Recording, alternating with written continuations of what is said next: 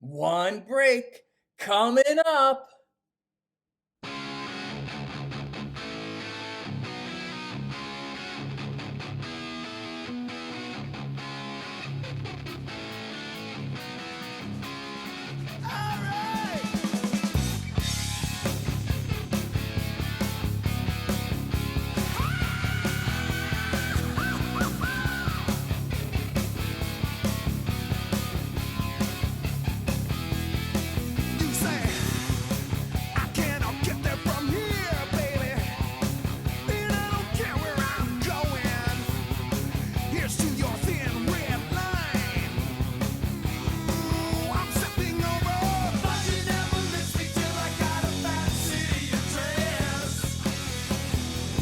Edwin Canestracci here, and I'm bringing whiskey to the party tonight.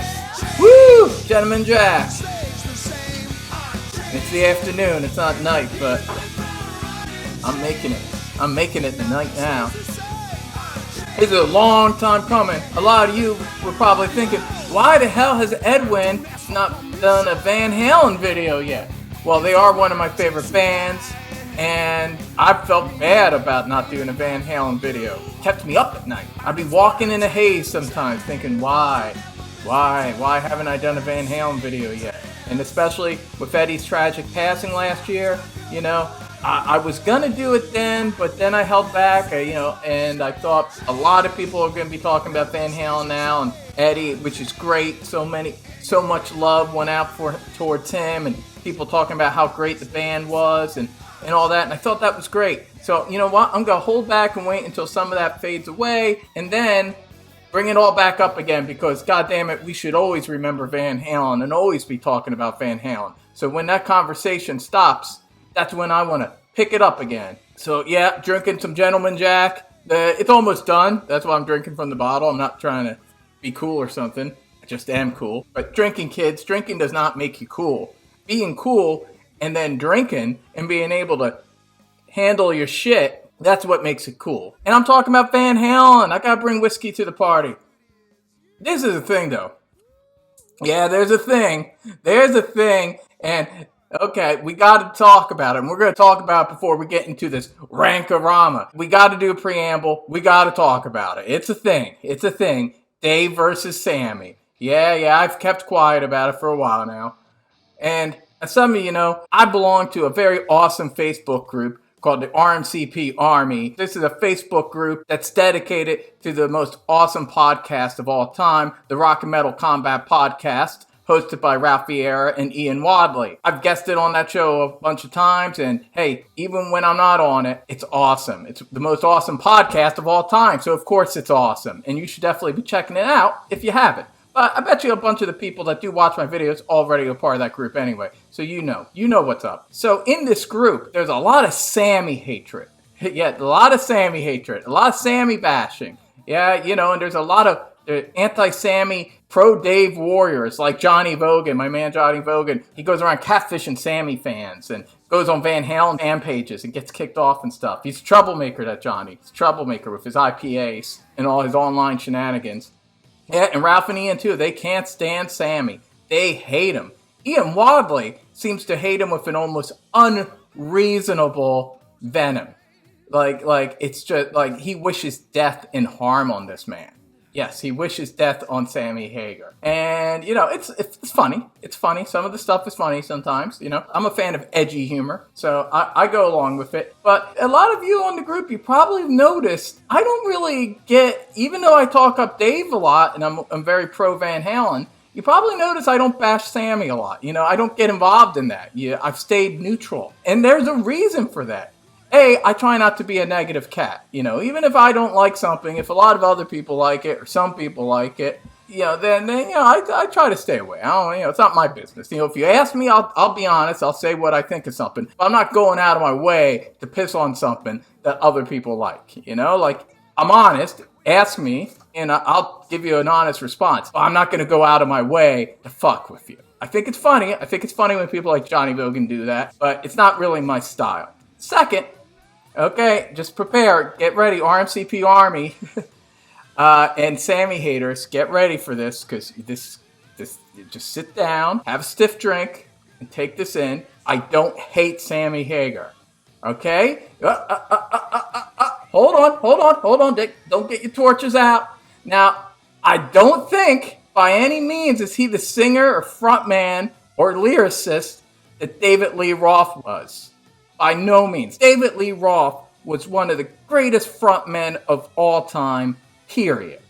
Okay? Sammy Hagar, not even on his best day, could come close. Okay? I'm definitely a Dave guy more than a Sammy guy. But I'm not a big guy. I'm not big into absolutes. As Obi-Wan Kenobi once said, only a Sith deals with absolutes. I'm not really a big, just because I think one guy's better than the other guy doesn't mean I have to take the zero tolerance approach to Sammy Hagar. I'm not saying I have to love both of them or they're both Van Halen singer and I gotta love them equally. No, that's bullshit too. If I think one guy's not as good as the other guy, I'll say it. And I don't think he's as good as Dave. And even the Van Hagar album that I think is best on this ranking is still below my least favorite Dave era album. So there, rest assured, spoiler there is not one Sammy era album that bests a David Lee Roth era album. Not one. But that doesn't mean I also have to think that it's all shit with Hagar and he's the most horrible singer ever and Van Hagar turned into a totally shit band and I wish death upon him and people that like him. I don't have to say that. That's fine. It's funny when some Sammy haters say it, but it's not my style. And there's actually 2 Van Hagar albums that I think are all right. I think they're decent albums. Again, not as good as any of the albums with Dave, but judging them on their own merits and definitely comparing them to a lot of the metal and hard rock that was out in the late 80s, especially like the more hair metal stuff, some of this stuff I think is decent. All right? So there, calm down. It's just my opinion that I think 2 Van Hagar albums are decent. All right? They're good. I think they're good. Great? Nah, I don't think they're great, but I think they're good, and they have a couple great songs. And then there's 2 Van Hagar albums. Well, you'll hear what I think about them. And wait till you hear what I have to say about 3. It's complicated. But that's the thing, too. And some people, especially the Sammy haters, they think you shouldn't even be counting Van Hagar albums. That's why they call them Van Hagar. So you all might get mad that I'm even ranking them along with the Dave era albums. But listen, let's be real. For one thing, if I was only doing a ranking with Dave albums, not only would it only be 7 albums, but I'd be saying they were all awesome. They're all great. They're just different degrees of awesome. So there you go. So that'd be kind of a boring ranking. The fact that with Sammy Hagar and perhaps this other singer, that they actually have some flawed and perhaps poor albums is good. That's good for a ranking, because then I can say some negative shit, because it wouldn't be fun otherwise. So don't worry, I'm going to be doing some Sammy era trashing. But this is the thing, I'm probably going to piss off a whole group of people, because not only am I going to piss off diehard Sammy haters that don't like the fact that I like some of the Sammy stuff, I'm going to piss off Sammy apologists and people that loves Van Hagar, because I'm going to say some negative shit. So either way, I'm going to piss some people off with this ranking. So, hey, rock and roll, deal with it. All right, so get my ranking here. We got it here. So and I'll get a little more into the Sammy versus Dave thing as we go through the albums. But preamble out of the way, I don't hate Sammy Hagar. I don't think he's the Antichrist. And I don't think he's the worst singer ever. He might be one of the weakest replacement singers ever. But, we'll get into it. We'll get into it. And I got my list. And, for the most part, because I am more of a Dave guy, I don't have the Van Hagar albums, memorized. I didn't even buy them back in the day when I was a kid in junior high. My brother was a big 5150 guy. My older brother, he played 5150 all the time. Usually when he was lifting weights, that and the Rocky IV soundtrack. He would blast 5150 and the Rocky IV soundtrack a lot when he lifted weights. So, I do have a little bit of a tinge of nostalgia with that album, but I try not to be affected too much by nostalgia. I try to rank and review these albums in an impartial way, I hope you're drinking during this. Party time, man. Party time. This is Van Halen. If you're listening to Van Halen and you're not grabbing a drink and looking for a lady to squeeze, you're only half listening to Van Halen. There are messages in this music. Messages coming from Dave that he's trying to teach you how to live life to the fullest. So take heed. Okay, so what did we talk about? Okay, so anyway, so what I was saying is I don't have the Van Hagar albums actually like memorized, burned to my brain. So I'm going to look at the phone sometimes. Plus, I'm not great with dates always. So I will occasionally look at that for that because I want to give, while I'm ranking these, I'm giving my definitive Van Halen review. That's right. This also serves as a discography review. So this is it, baby. And, believe me, I'm not going to be talking about Van Hagar albums ever again. So this is like my only time I'm talking about them. So I want to do it right. I want to do it right, baby. So here we go. Bottom of the barrel. That's right. Here, it's here. It's a dozen. Not even a baker's dozen. Just a straight up dozen. 12 songs. 2 6-packs. Number 12. In my opinion, the worst Van Halen album. Easily the worst. Easily. I don't like this album. I think it's very poor. If you like this album, hey, more power to you. But it ain't for me, and I think it's the worst thing they've ever done. All right, here we go. Number 12. Wah, wah. Balance. Yeah, subpar. Not just by Van Halen standards, by just any rock band standard. This is not a good album. I do not like it. I'll say this for Eddie. I think Eddie Van Halen is a musical genius, and he's one of my favorite guitarists of all time. And the man didn't like to repeat himself. So that's, if I'm looking for something nice to say about Balance, is he wasn't repeating himself and he was moving with the times. This is clearly a mid-90s kind of thing, and it's just that Seventh Seal. What are you? Are you trying to be like U2 now? Nah, I don't want Van Halen sounding like U2. And even look at that shitty album cover. It's like a Siamese Dream ripoff. I don't like it. Can't Stop Loving You. Horrible song. Horrible. Generic pop rock fluff song. I'll say this for some of the other Van Hagar bouts that came before this, they at least still had a little bit of a Van Halen sound to them. This doesn't even sound like Van Halen. This could be any generic pop rock band, and this song sucks. Don't tell me, in parentheses, what love can do. I don't like that song either. I kind of like the beginning guitar effect, that sound. That's kind of cool. But then it goes into a shitty song. And not 2 songs back to back with love in the title. Oh, that's not a good sign. It's funny with Dave, they have the classic song Ain't Talking About Love. And with Sammy, it seems like they can't shut the fuck up about love. They're always talking about love.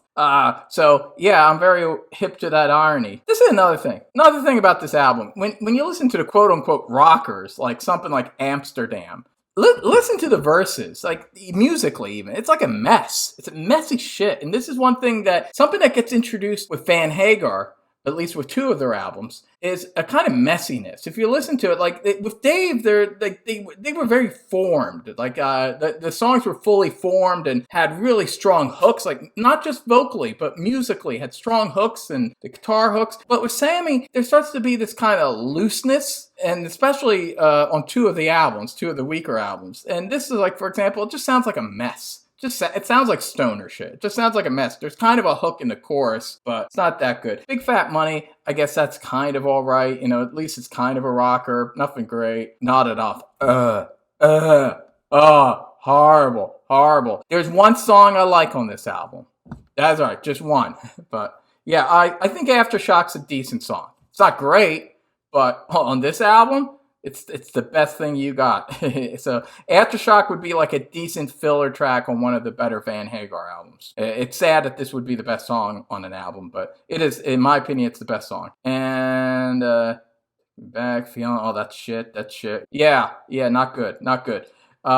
So if all Van Hagar albums were this bad, I would definitely be a zero tolerance Sammy hater. This is not good shit. But you can't just blame Sammy. It's Eddie Van Halen.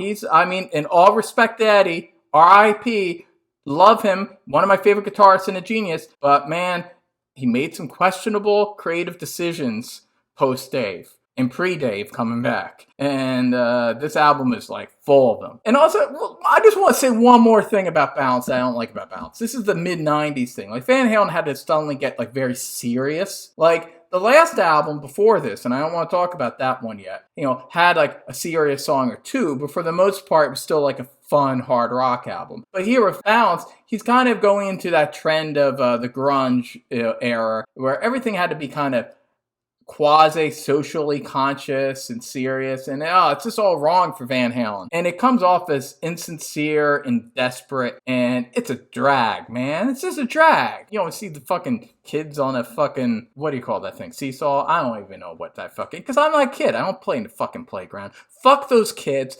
Fuck those Balance kids, and fuck this album. That ain't Van Halen, but it comes in handy when you want to have a worse Van Halen album. So fucking, hey, thank you, Balance. Thank you for sucking so I can have a worse Van Halen album. So there you go. Bye-bye. Fuck off. Okay, number 11. It's another Van Hagar album. So okay, number 11. I don't hate this album as much as the last one, which is why it's 11. But at the same time, I obviously don't think it's that good either. And that is 1988's OU812. OU812. An album along with Balance. This is not one I listen to too much, and I've never been a big fan of it, and I didn't even buy it back in the day. I like 2 songs on it.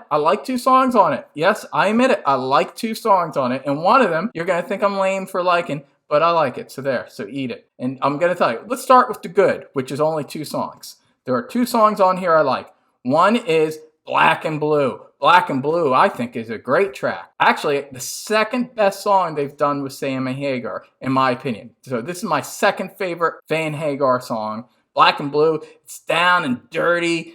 Love Eddie's guitar playing. This sounds like this could be a Dave song. It just happens to have Sammy singing on it. But it's a great song. Love Black and Blue. And I like, it's the big hit from the album, I like When It's Love. I think that's a pretty pop song. It's a pretty pop rock song. And it sounds a lot like stuff that would be on 5150, you know. And I think Eddie's guitar playing is very soulful, actually, very soulful and beautiful. I like the backing harmonies and the chorus and that little Beatles thing they do at the end. It's just a nice, pretty, well-written pop rock song. And yeah, you might think I'm lame for liking it, but I like it. So there you go. The rest of the album, though, no bueno, man. No. Okay. Mine on Mine. Shit. It starts off like with that synth thing, and I don't know, they're trying to be like Genesis, I guess, but it's like poor man's Genesis. Remember what I was saying about Balance and how it sounds kind of musically messy? Like the hooks aren't defined? And you got that all over this fucking album. You know, hey, if you Cabo Wabo, if you really listen to Cabo Wabo, it's just kind of a mess. And Feels So Good. That's like poor man's Phil Collins. If Mine oh Mine is poor man Genesis, Feel So Good is poor man Phil Collins solo. And I like Phil Collins solo in Genesis, but this is poor man's. This is shit. Finish What You Started. I never liked that song. Always thought it was pedestrian, middle of the road country rock. Don't like it. Definitely don't want Van Halen doing a song like that. And I don't like the fucking bluesy rootsy jam they do at the end. It's bullshit because that's not really Eddie's thing, and it sounds insincere. And I don't, for the most part, this is not a good album. It just has 2 good songs, but that was 1 song more than Balance. And I will say this over Balance, it's at least not trying to be too serious. So I don't hate it like I hate Balance, but I definitely don't like it. So there you go. The second worst Van Halen album, OU812. Okay, now we get to, we're getting into the top 10. Wow, the top 10 already. Woo! This is the most frustrating Van Halen album. The most frustrating Van Halen album. Number 10 from 1998, Van Halen III. Van Halen III. Yes, that's right, with Gary Cherone. Is that how you say his name? Cherone? Not a lot of people talk about this album. It's not to Gary Cherone's credit that in 2021, the debate is still Dave versus Sammy. Let's just say that, all right? It's pretty much just like he's this forgotten footnote to Van Halen's history. You know, you got your Dave people fighting your, I wouldn't even say just Sammy people. I feel like there's Dave people and then there's Dave and Sammy people. I mean, am I wrong?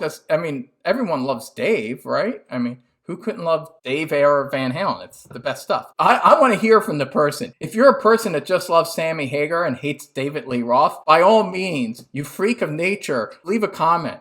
because I want to know that someone like you exists. All right, I'll give you credit for originality, but not taste. So I think the camp is Dave people versus Sammy and Dave people. All right, but you don't hear a lot about Gary Cherone people. Like, no one talks about Gary. Like, yeah, he did an album. He did a Van Halen album. And listen, this is another thing. Some people say, oh, it's only Van Halen albums with David Lee Roth. By that logic, then we cannot consider Tony Martin era Black Sabbath, Black Sabbath. There's more members of Van Halen on these albums. Just even if Michael Anthony only plays bass on like half the songs, you still got Alex. You got Alex playing drums on all these albums. So, it's still more Van Halen than Tony Martin era Black Sabbath is Black Sabbath, if we're being technical.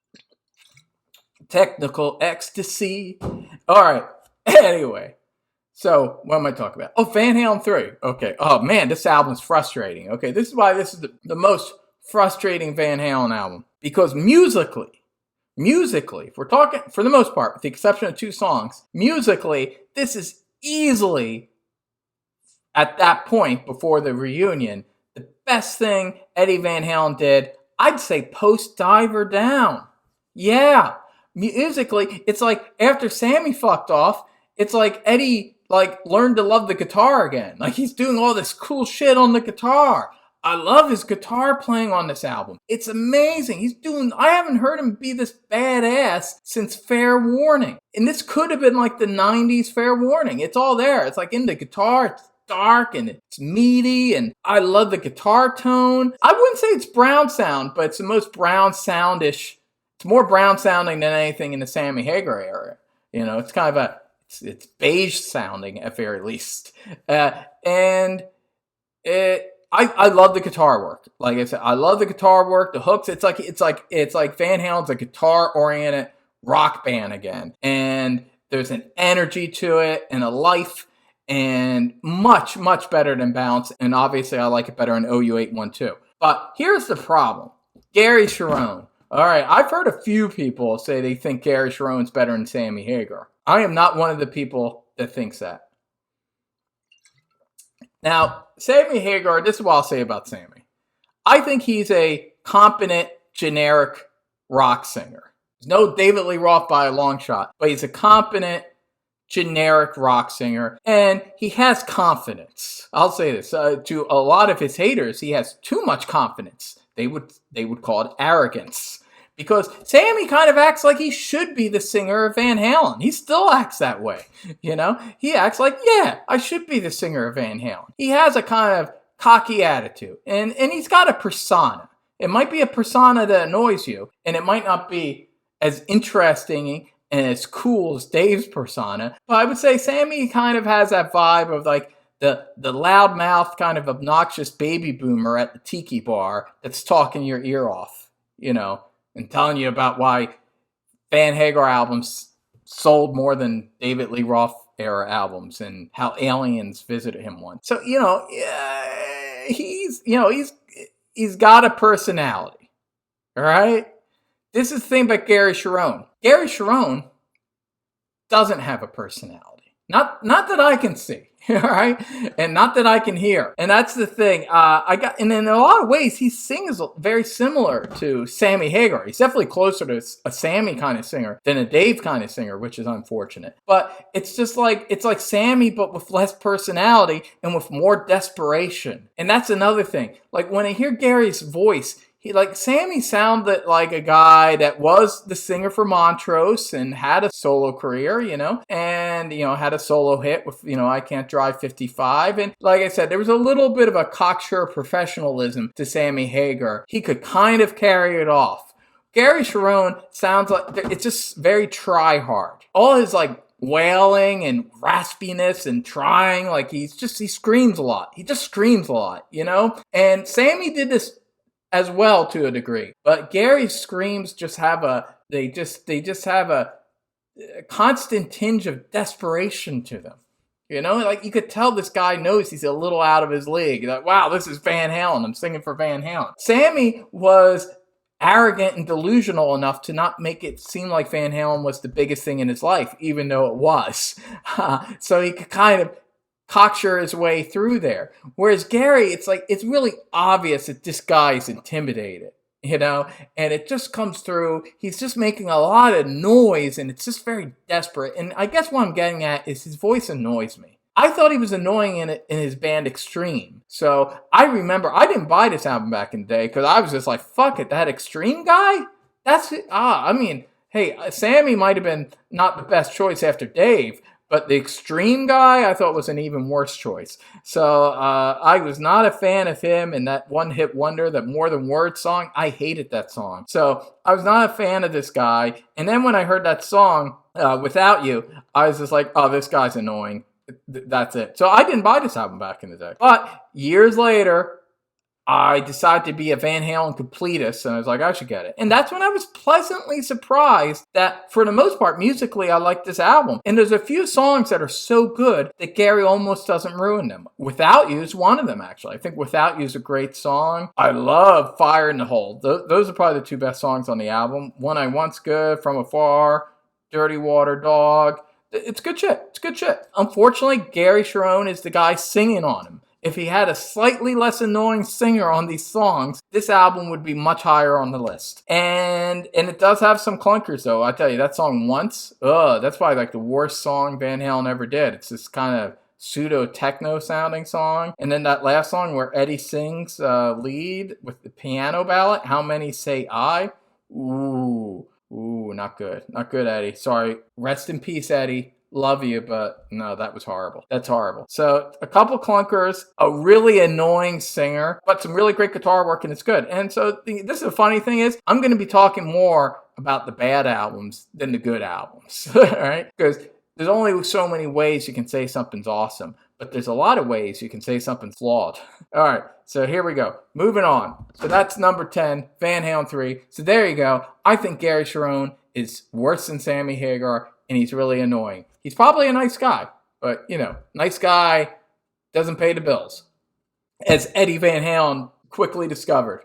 All right, number 9. Okay, this is where we start getting to albums I actually like. And that might be controversial with Sammy haters, because 2 of these are Sammy era albums. All right, here we go. Number 9. Fuck. Or as they called it, For Unlawful Carnal Knowledge. Yeah, there you go. Come at me. I like For Unlawful Carnal Knowledge. I think it's a decent late 80s. Is that, or is it 90s? What the fuck? When did this fucking album come out? 1991. Okay, early 90s. Very early 90s. I think it's a decent early 90s generic hard rock album. So there you go.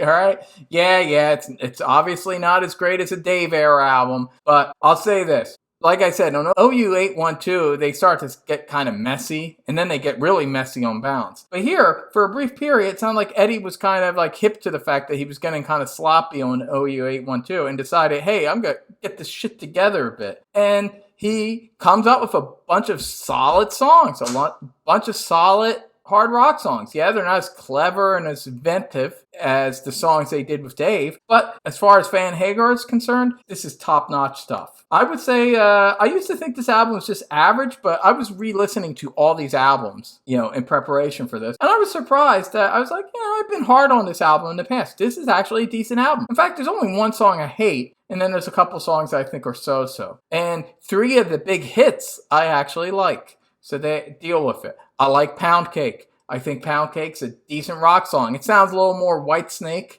than it does Van Halen, but hey, I like Whitesnake. Hey, I love Whitesnake at times. So I'm fine with that. I like the whole Zeppelin-esque Whitesnake quality of it. It's a good rocker song. Judgment Day is a good rocker. Spanked, Runaround. I really like Runaround. That's my second favorite song on the album. I think that's a catchy, good song. And hell, come on. You tell me if Dave sang this song, you wouldn't love it? Of course you would. The lyrics would be a little bit better if Dave, and he'd say some cool shit, some cool asides during it. But that's a catchy chorus, cool guitar licks. I like it. This is the kind of music I like. Melodic hard rock. Good song, Runaround. Pleasure Dome? All right. In and Out? All right. Man on a Mission? All right. Dream is Over? All right. Okay, maybe this kind of borderline average. This is the thing. I just really like 4 songs on it. I like Judgment Day, Pound Cake, Runaround, and Top of the World. Yeah, in fact, Top of the World I think is the 3rd best Van Hagar song. Yeah, I mean, to me, it's probably the most Van Halen-y sounding song they did with Sammy Hagar. The guitar hook, of course, comes from the ending of Jump. And hey, that was a great little guitar hook he did at the end of Jump. So I don't mind hearing a whole song based on that. And the melody, that to me, that's pure ear candy. That's like Dance the Night Away. That's like really... That's a beautiful melody. I love that melody. I think it's cool that it ends the album. It's not the kind of song you would normally think would end an album. And I really like that song. And again, if Dave sang it, I think you all would like it too. So there you go. Love Top of the World. But probably the biggest hit on the album, I don't like, which is Right Now. The verses are actually kind of all right. I don't mind the piano in the beginning and the kind of dark verses. But that chorus, I always hated that chorus. It sounded like a Pepsi commercial even before it became a Pepsi commercial. It's just very saccharine and generic and sounds like, I just hate it. And I hated that video, the damn video, which I think they won a fucking MTV Video Award for it.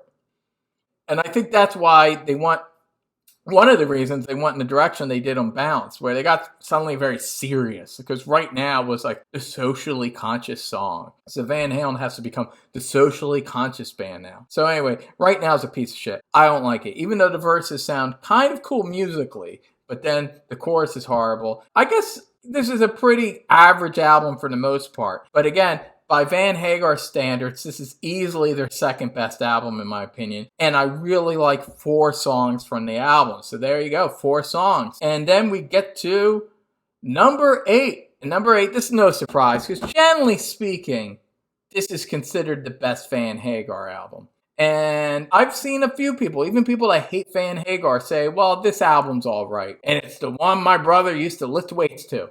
Number 8, 5150. There you go. To me, easily the best Van Hagar album. And so good, it's almost like a Van Halen album. There's only actually one bum note on this album. And it's the very first thing that happens on this album. When Sammy comes in at the beginning and goes, hello, baby. That's annoying. It's just like, I get what they were doing. But listen, Sammy, you ain't Dave. So don't try to charm us in the beginning with your personality. Even that's like lifted. That's big bopper shit. You're not doing anything original in Gonzo like Dave did. So that's very irritating. But the rest of the album, unlike every other Van Hagar album, I pretty much like every song on this album. Like or Love. Good Enough's all right, despite that annoying intro. Why Can't This Be Love? I think it's a great pop rock song. Just a great pop song. This is a great pop song. Great melodies, great hooks. Be better if Dave was singing it. That goes without saying for all Van Hagar songs. It would be better if Dave was singing it. But this is a good song. Get Up's a good rocker. I Like Dreams.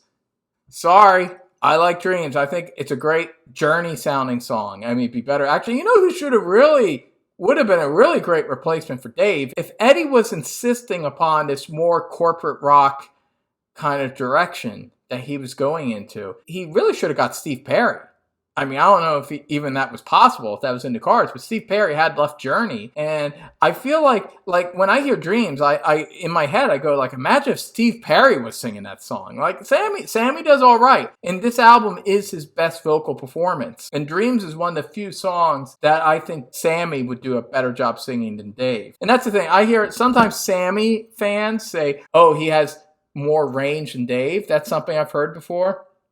It all depends on the kind of song you're singing. People say this about like Bruce Dickinson versus Paul Di'Anno. They say, oh, he has more range. Well, yeah, but I never heard him sing a song like Prodigal Son. You know what I mean? I've never heard Bruce Dickinson pull off a song like Prodigal Son. But I heard Paul Di'Anno pull it off. And also, Ronnie, and I love Ronnie James Dio. But there's this idea that Ronnie James Dio has so much more range than Ozzy. But I'd argue that there's some songs that Ozzy sings that I don't think Ronnie would pull off as well, and vice versa. And this is another thing, like Sammy could sing a song like Dreams, but he couldn't sing a song like Little Dreamer, in my opinion, or Secrets. Hear About It Later. There's some songs that Dave sings that he pulls off, he's like a crooner with a soul influence that I don't think Sammy could pull off as well. But for this kind of song, Dreams, yeah, Sammy has a decent enough voice for that. Man, Steve Perry singing Dreams would be on a whole other level. But Sammy could pull it off,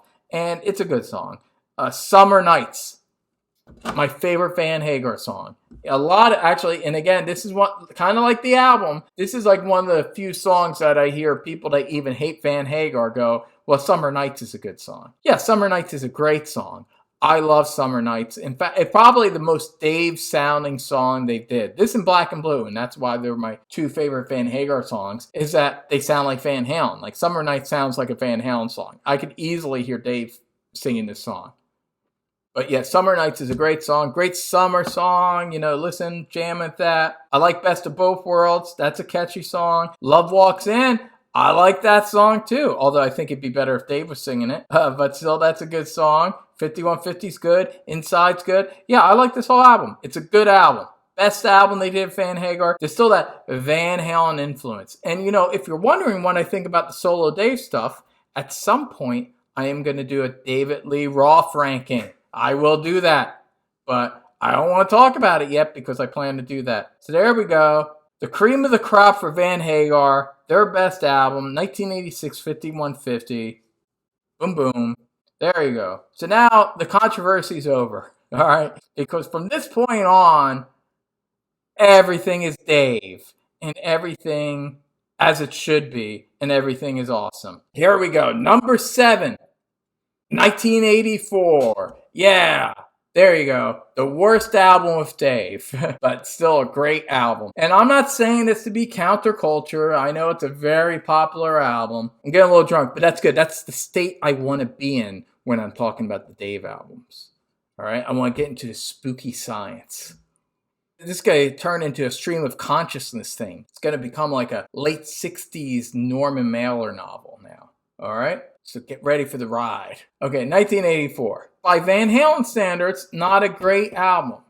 It's a good album by Van Halen standards. By most band standards, it's a great album. But by the standard they set with the 5 albums prior, it's only good, all right? But it's still better than any Van Hagar albums. Definitely better than something they would do with Gary Sharon. It's got the synthesizers in the beginning. He jerks off a little bit with the synthesizer. And then it gets to Jump, a pop rock masterpiece. It's not a song I really need to ever listen to again, but I do listen to it in the context of this album. And it's a great pop rock song. And this is another thing. Sometimes I hear Sammy people say, oh, well, you know, yeah, Dave couldn't sing the kind of songs that they start doing on 5150.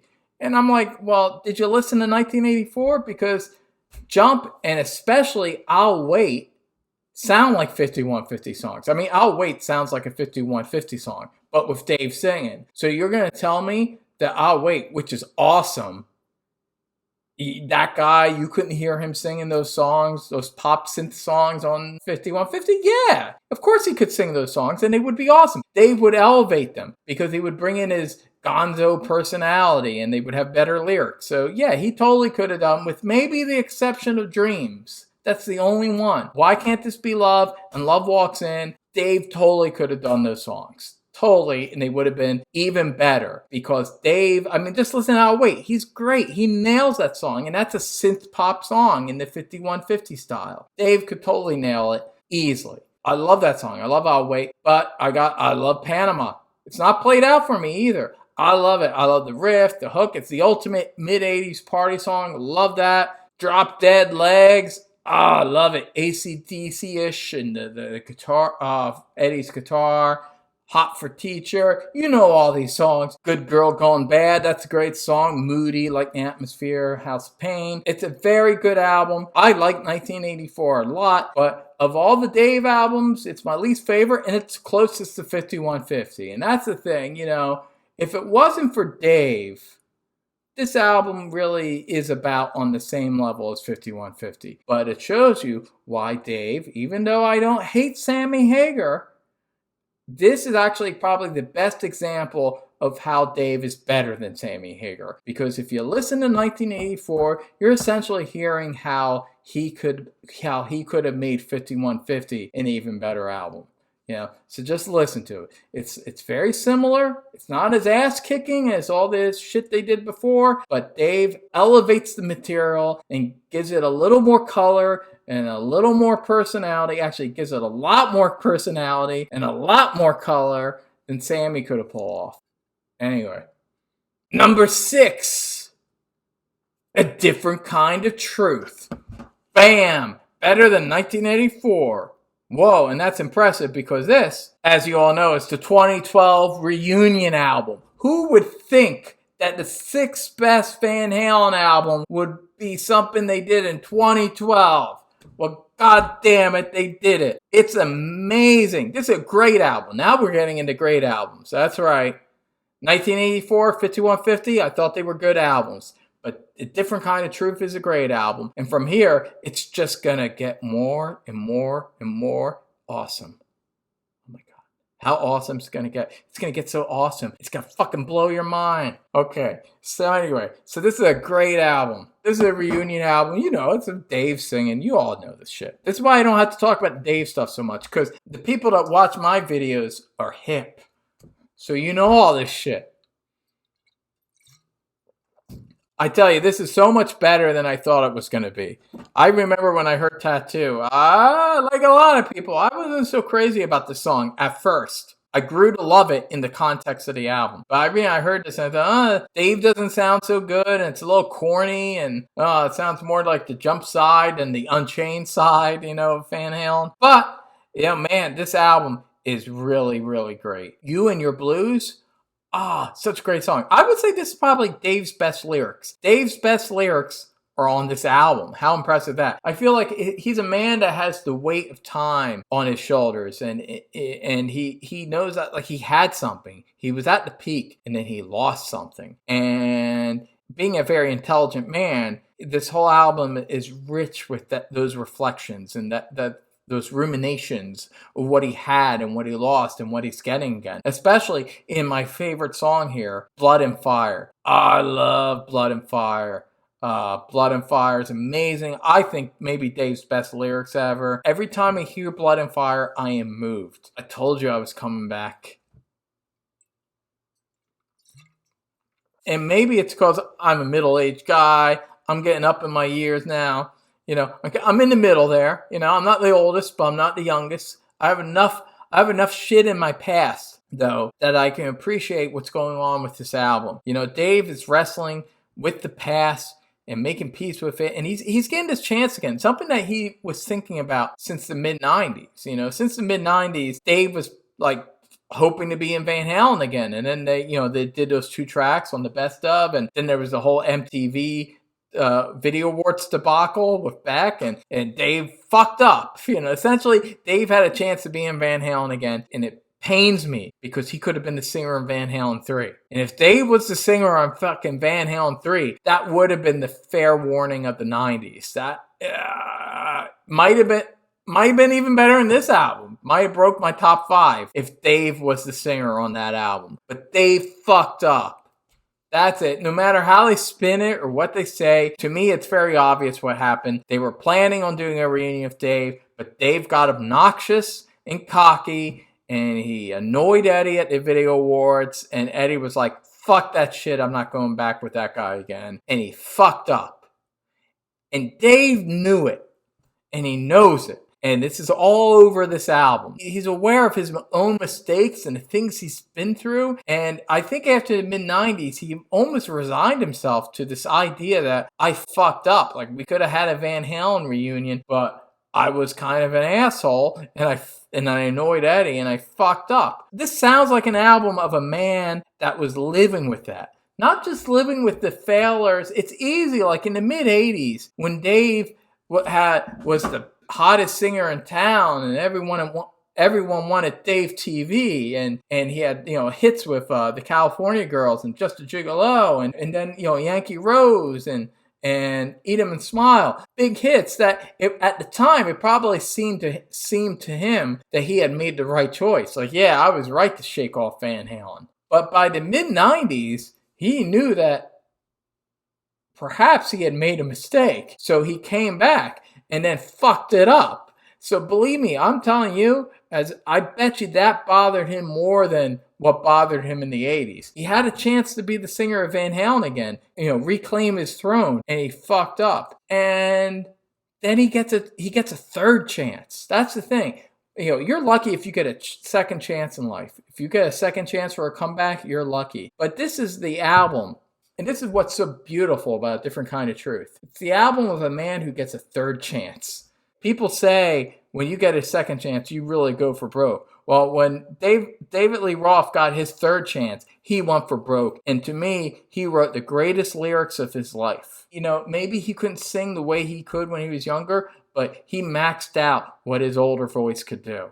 He maxed it out. He sounds great on this album, in my opinion, for a man his age. And, you know, just it's like Frank Sinatra on his older shit, you know, just because he's older, or Paul McCartney in some of his latest stuff. You know, just because a singer's voice changes doesn't mean that they still can't convey certain soul and emotions. And Dave totally conveys it all throughout this album. You and Your Blues, such great lyrics. Love that song. Chinatown. You know what I love about this album too? It's so hard rocking. You know, who would think that the old dogs here, Van Halen at this point, would be so hard rocking? Chinatown kicks ass. Love it. Bullethead, As Is. My second favorite song on the album after Blood and Fire. As Is. And probably, I would say probably my second favorite lyrics after Blood and Fire that Dave ever did. As Is. The lyrics are great, you know.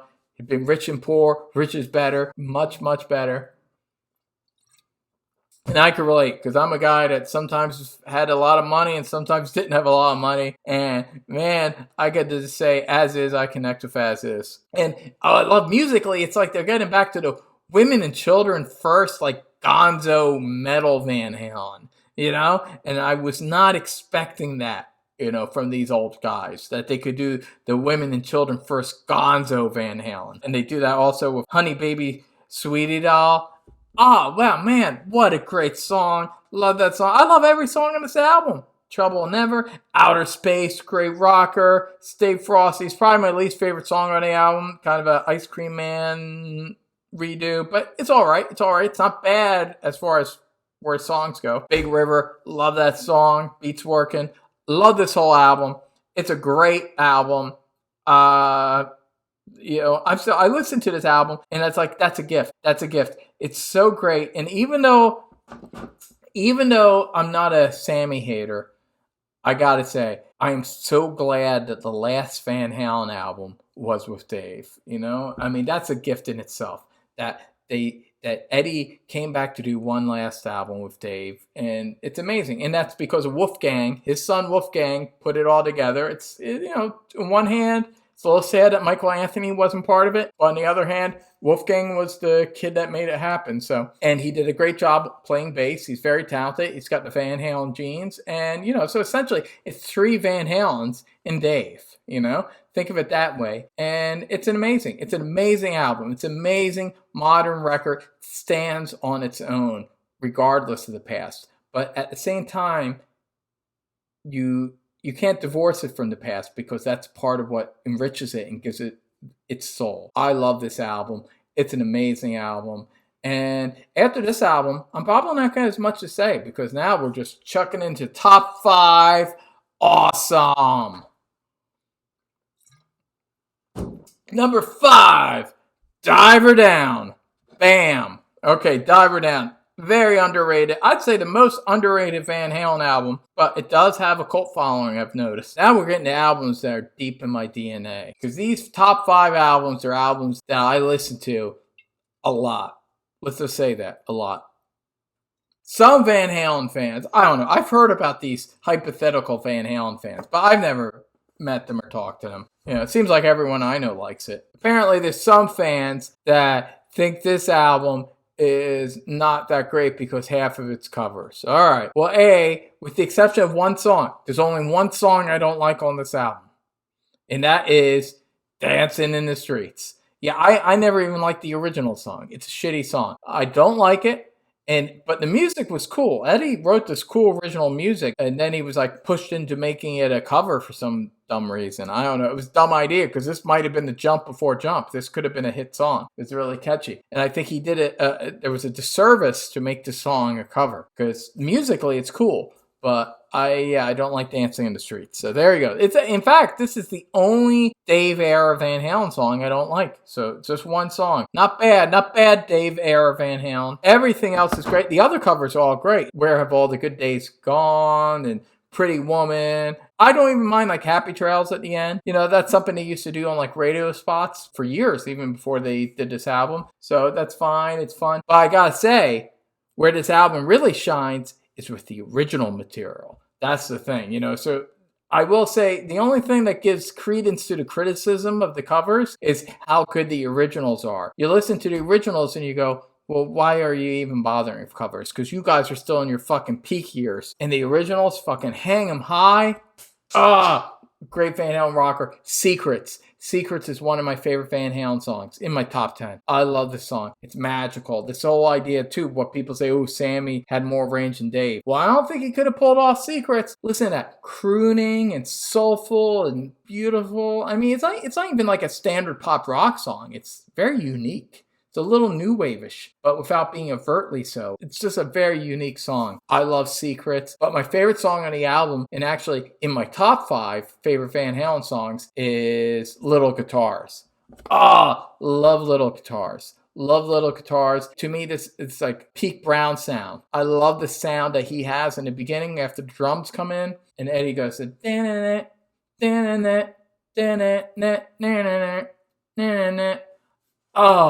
love that sound. I could listen to that forever. But then it goes into this whole thing, and the music's like this. It's like this rock and roll serenade. You know, it's like Dave singing to some lady up there, and it's beautiful. It's a beautiful song. It's a beautiful rock and roll serenade. I love Little Guitars. Full Bug. Great kind of ZZ Top-ish, kind of almost bluesy Van Halen. Love it. The whole album's great, with the exception of that one song. But the originals are what really pushes it over the edge. Diver Down, number 5. Number 4. Here we go. All right. I'm going to spoil this. I'm going to spoil my top 4 here, because this is what I'm going to say. This is something I discovered. I only discovered this recently. This week, while I was doing this, I discovered that despite what I have said in the past, when it comes to my top 4 favorite Van Halen albums, it's really about the evolution. It's the evolution building up to my favorite album. That when you really get down to it, the first 4 albums are all working their way towards something. All right? I'm probably already spoiled my top 1 by saying this. But in my opinion, it's like the beginning of the earth.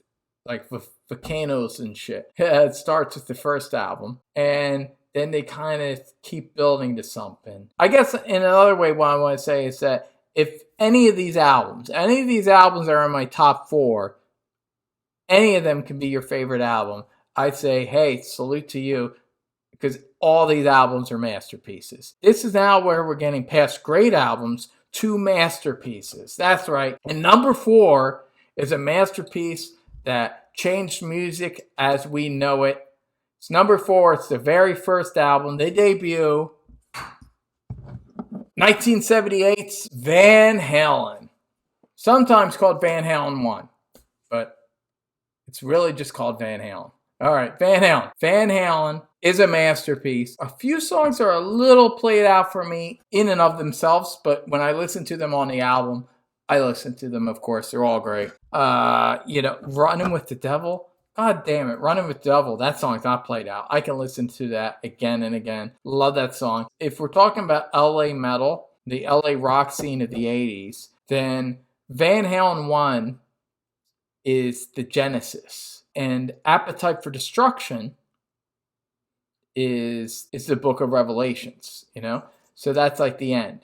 And these are 2 albums that people compare sometimes to. They say, like, which is better? To me, there's no question. Even though I love Appetite for Destruction, there's no question that this is the better album. Appetite was kind of the end of what Van Halen started. Because what Appetite did was it brought in the 70s influence and more like kind of on its sleeve and said Aerosmith and Nazareth and Zeppelin and the Stones, we're embracing our roots and leaning into them more than other bands had done in the 80s. They're saying, like, we're moving past what's happening now and going back to the past and bringing the past back. But what makes Van Halen more revolutionary, and it is truly revolutionary, is It was the opposite. It was a break from the past. It was creating a whole new sound. Someone just sent me a text asking me what's the worst solo Kiss album. I gotta answer that. We all know it's Gene Simmons, not Peter Criss. If it was up to Gene Simmons, Van Halen would be called Daddy Longlegs. You know, that's the thing about Gene Simmons. To his credit, he heard Van Halen and was like, fuck, this is a great band. I gotta get in on that. He was hip. He was hip to that. But then there's the other part of Gene Simmons that goes, you guys should be called Daddy Longlegs. Anyway, so what are we talking about? Okay, so Van Halen 1. This album is like Jimi Hendrix's Our Experience. It's a revolutionary album. And you know how it's revolutionary? Rolling Stone magazine, when they reviewed it, they said it was like Van Halen was like a second-rate humble pie. They actually said that. That'd be like if they heard Our Experience and said that this is like second-rate Chubby Checkers. You know, they just very clueless. And nothing against Chubby Checkers and humble pie. But come on, there's what Jimi Hendrix did, and then there's what Eddie Van Halen did. Two of the greatest guitarists of all time. This album is revolutionary. He created this album, even though it's 1978, he created 80s music. In the same way, David Bowie was doing something kind of similar in the 70s. Like, David Bowie essentially created like 80s synth pop with the albums he did with Brian Eno and like Station to Station in the late 70s. Likewise, Eddie Van Halen created fucking 80s music. And David Lee Roth, these guys together, these fucking two mad fucking geniuses created 80s music in 1978. True vanguards. It's one of the most revolutionary albums of all time, and I love it. And if it's your favorite Van Halen album, you're right, and I'm wrong. Running with the Devil, love that song. Eruption, where fucking Eddie fucking changes the whole fucking game with his guitar playing. You know, they're great cover, very great at covering the Kinks, and I love the Kinks. And one day I'm gonna do a Kinks video. Ain't Talking About Love, the anti-Sammy Hagar era song, the anti-Van Hagar song. Ain't Talking About Love.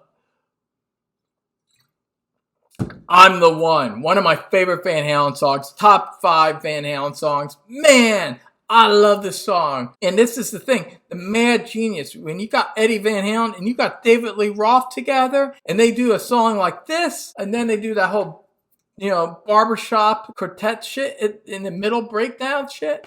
Man, that shit they would never do without Dave. It's next level. Love it. Love it. Jamie's Crying. Love that song. Atomic Punk. Man, more badass and punk rock than any punk rock song. Love that song.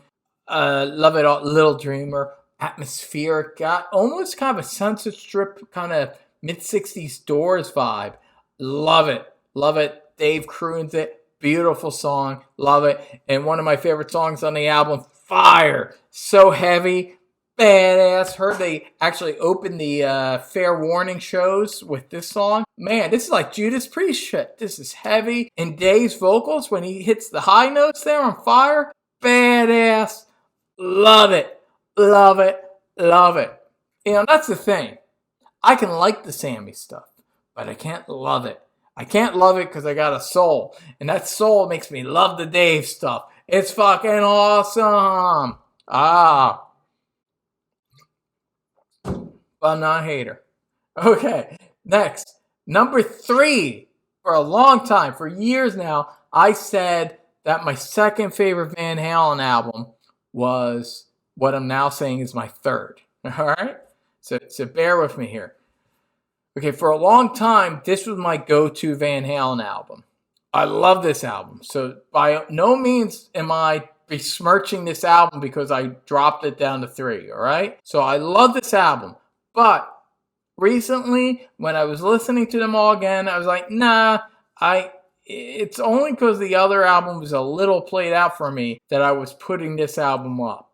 But listening to them again, no, this is my third favorite. Even though it's great, I love it, and it's awesome. And I am talking about 1979's Van Halen 2.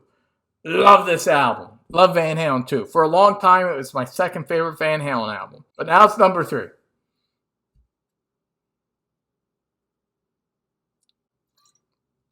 Starts off with a cover. What is this, Diver Down?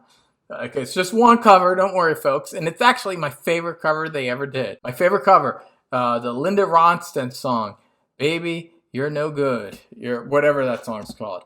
But anyway, it's a really great cover. It's deep and dark, and I love it. But it's my least favorite song on the album. But it only gets better from here, so it's all right. Dance the Night Away.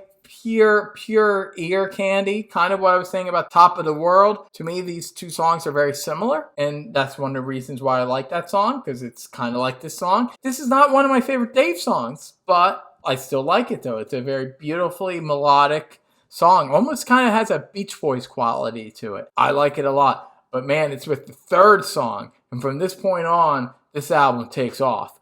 Third song, Somebody Get Me a Doctor. Woo! Love it. Somebody get me a doctor. Woo! That's a hot track. I love it. Top 5 Van Halen song. Love it.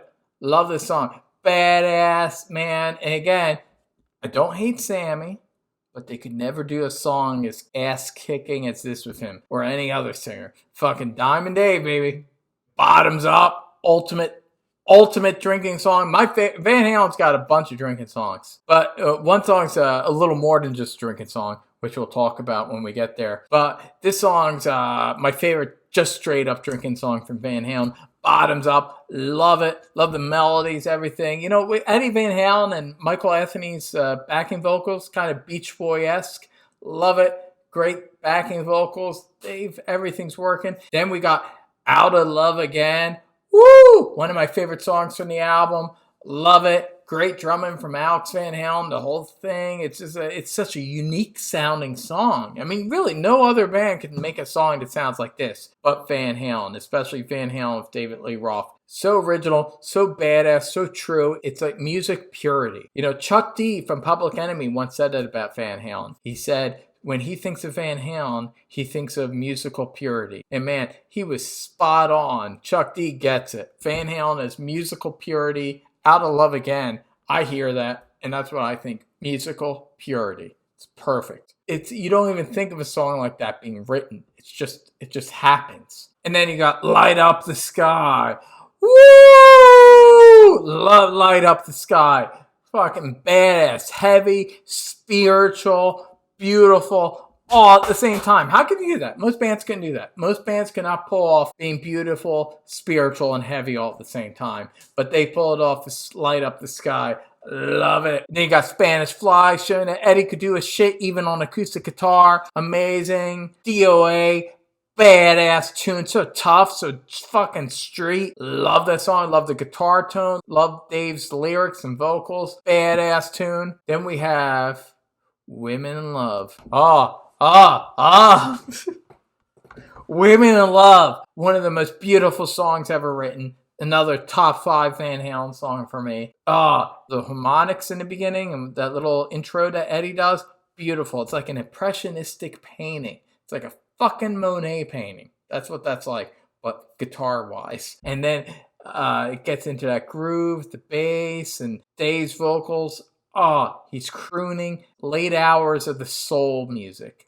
Love it. And then the chorus. It's beauty. It's beauty in song. Or like there's a Wing song, a great Wing song I love called Love and Song. This song's Love and Song. Women in Love.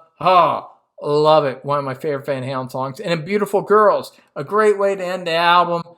Fun rocker. Ultimate beach summer song. You know, there's the romanticism.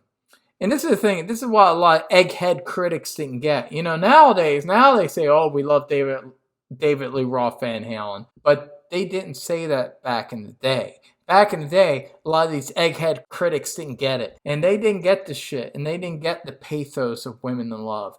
But now I hear it and it's like, Women in Love, I get it. That's the romanticism. That's the late hour of the soul. You know, that's Dave and the band doing it in the wee small hours, you know.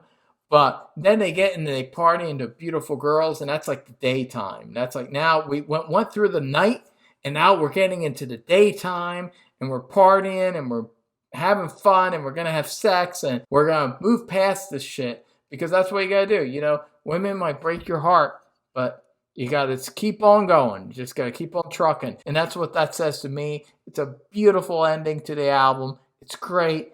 I love Van Halen too. Ultimate summer party album, but with fucking soul and grit.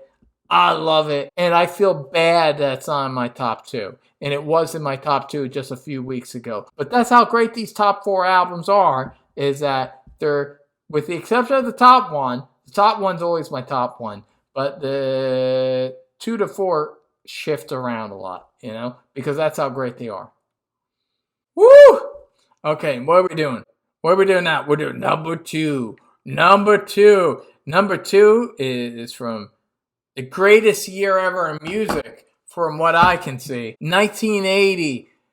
Women and Children First. Number 2. Yeah.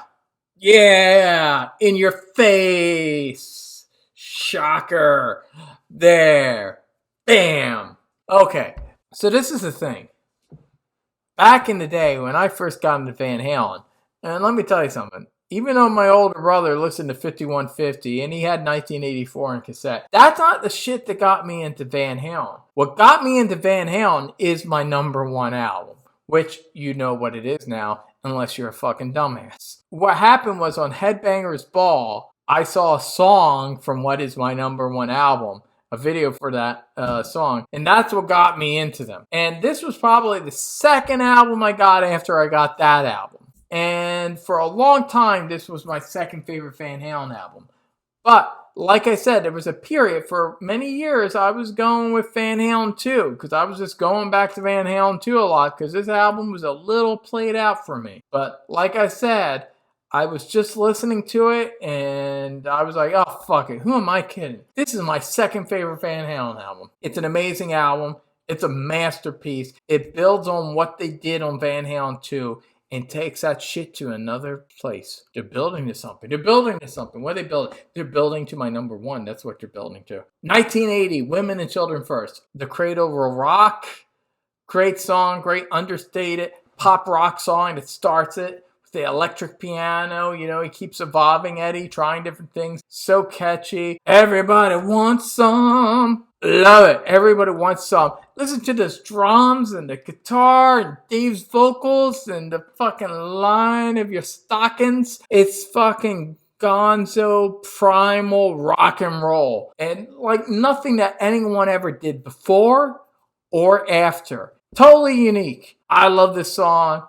And there's no play out factor for me. And it's a monster of a track. And then you got Fools.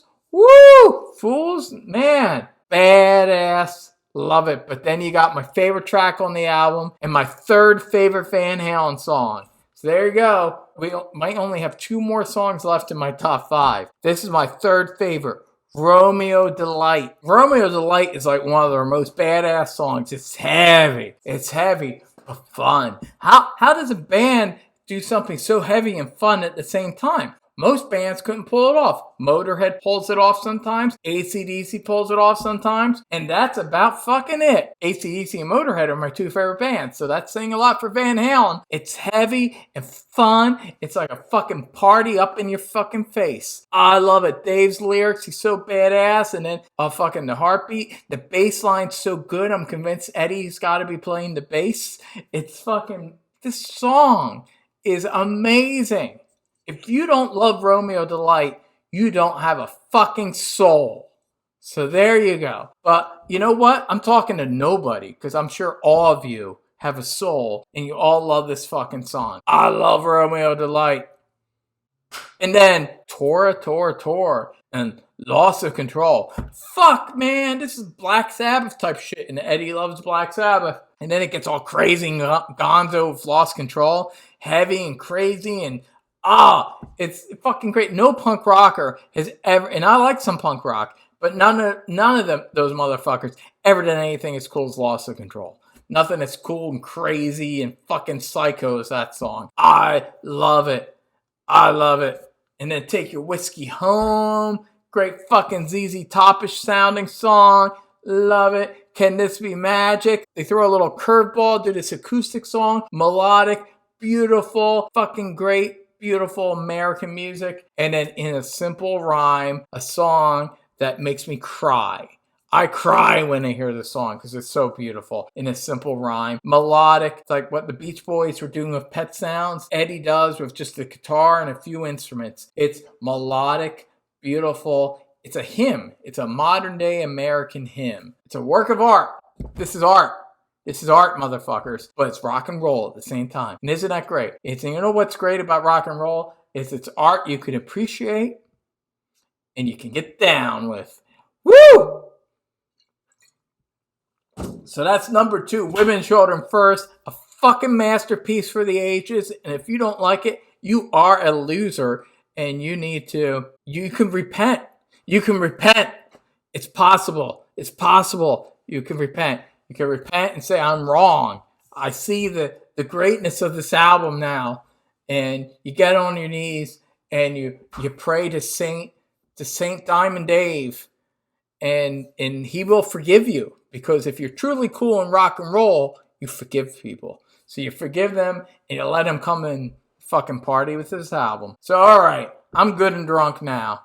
It's probably the drunkest you've ever seen me. And I feel that's appropriate. Because when we're getting to my number 1 favorite Van Halen album, I should be good and liquored.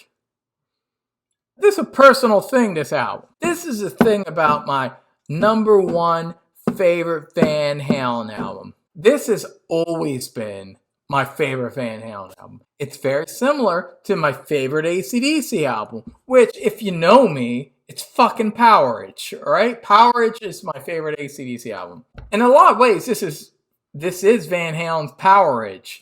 And Eddie Van Halen was a big fan of Powerage, so it doesn't surprise me. He was probably influenced by it. One thing I love melody. I love hooks.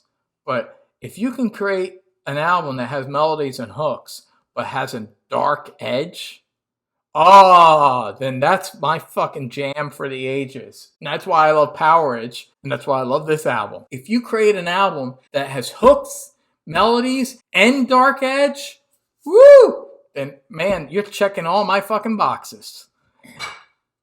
Yeah, I hope I didn't break my back there. So this is my favorite Van Halen album. And I know a lot of people, especially Gen X and millennials. You're with me on this shit. This is our favorite Van Halen album. This is a lot of people's favorite Van Halen album, as it should be, because it's the peak. It's the creative peak. This is the best album they ever did, in my opinion.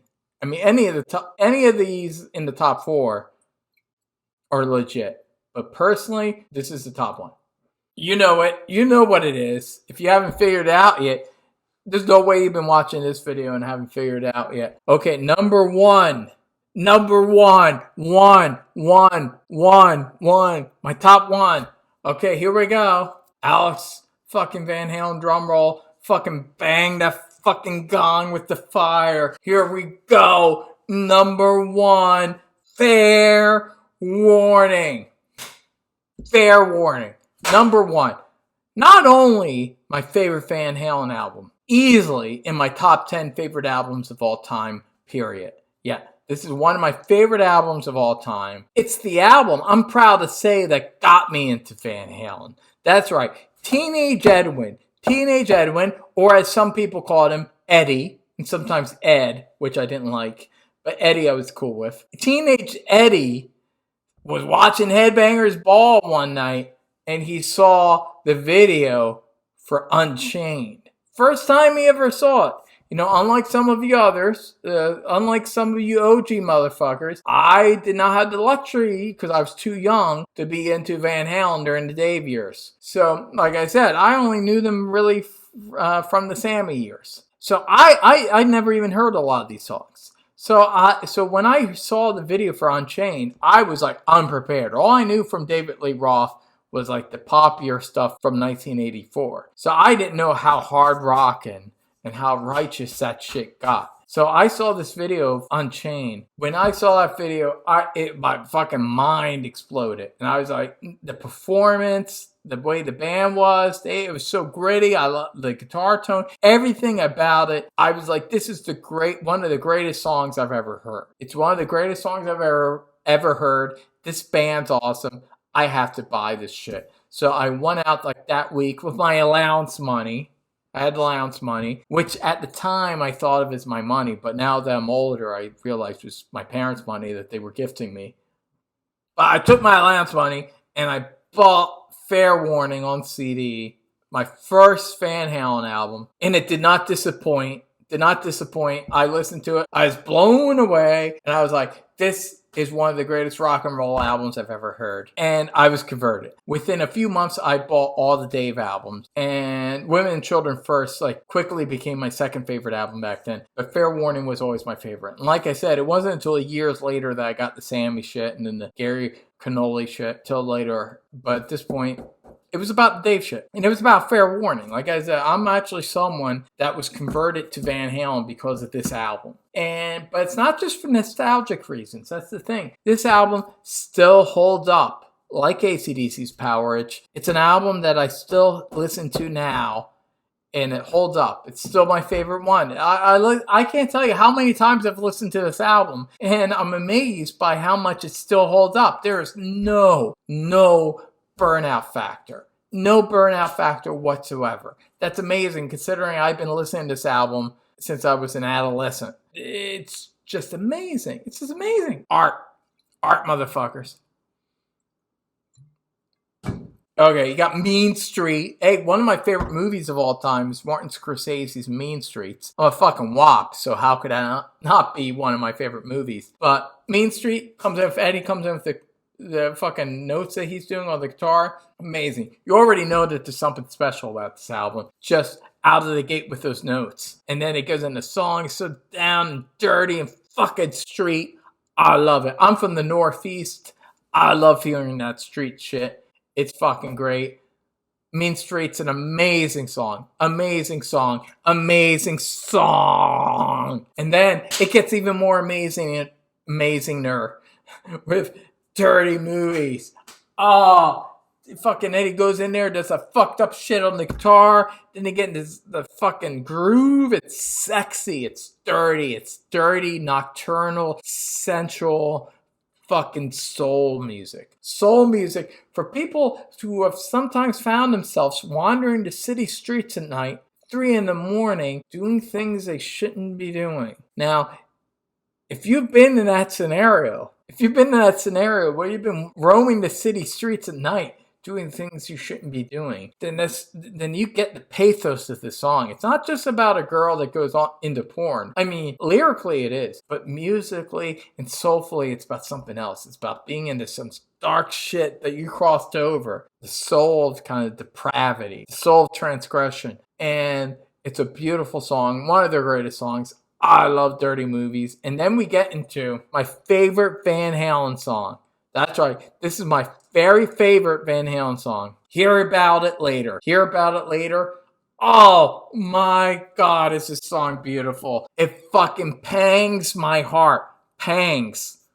With a G. It pangs my heart. Beautiful song. The ultimate Van Halen song because it does everything that a Van Halen song can do. Starts off moody. It's melodic. It's beautiful. Dave's lyrics are amazing. It's this guy kind of drifting around, this young, hunky guy, kind of hustling ladies. But there's a pathos to it, and he's doing it. Beautiful chorus. In your face, Johnny. Beautiful chorus. And then it goes into the heavy part. Fucking Eddie starts doing the dun-dun-dun-dun-dun-dun-dun. That's like Metallica type shit. He starts throwing into there. Fucking beautiful, gets heavy, then goes into the chorus again. It's like fucking, what if the Beach Boys and Metallica fucking had a crazy night together at the Rainbow Bar and Grill? It would sound like this fucking song. Fucking Hear About It Later. Beautiful song. Magic. It's magic. Every time I hear the song, it moves me in a very deep way. It's my favorite Van Halen song and probably in my top 10 or top 5 favorite songs, period. Love Hear About It Later. And then we get to fucking Unchained. Unchained. Fucking man. Unchained. For a long time, Unchained was my favorite Van Halen song. Now it's my second favorite Van Halen song. I love it. Amazing song. Ultimate Brown Sound song, in my opinion. Love the guitar tone.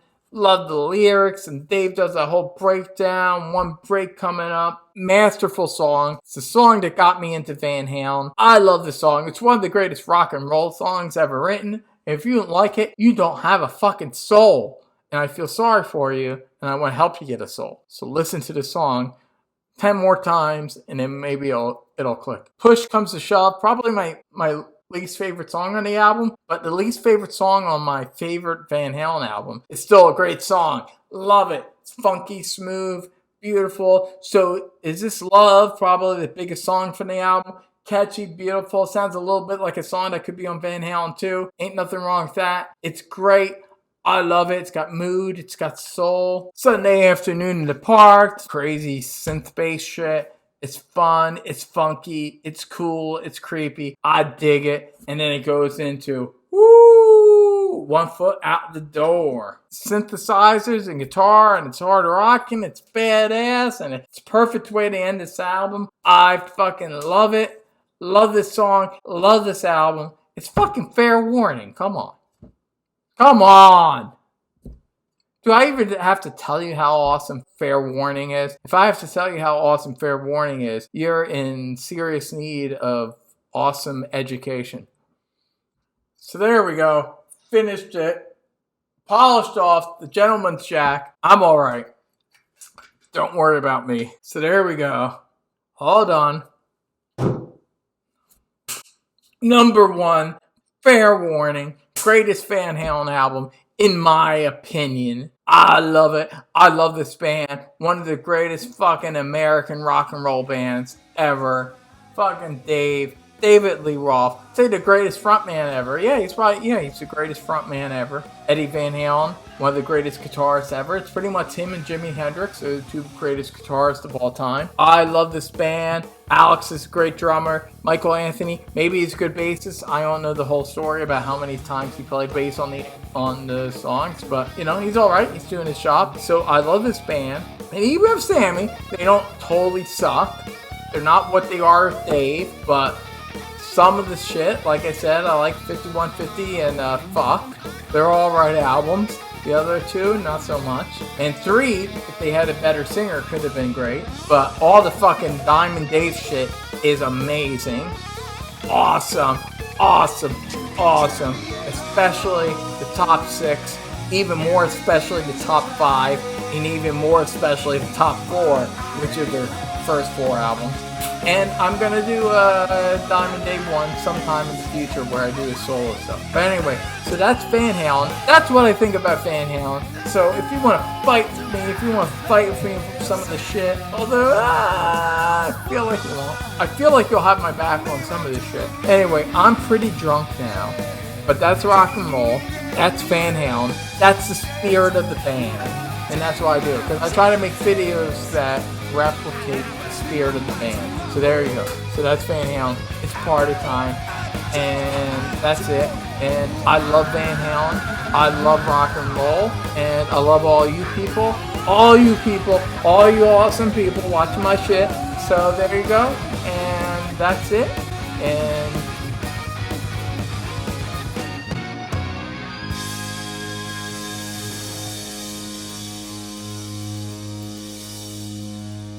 wow.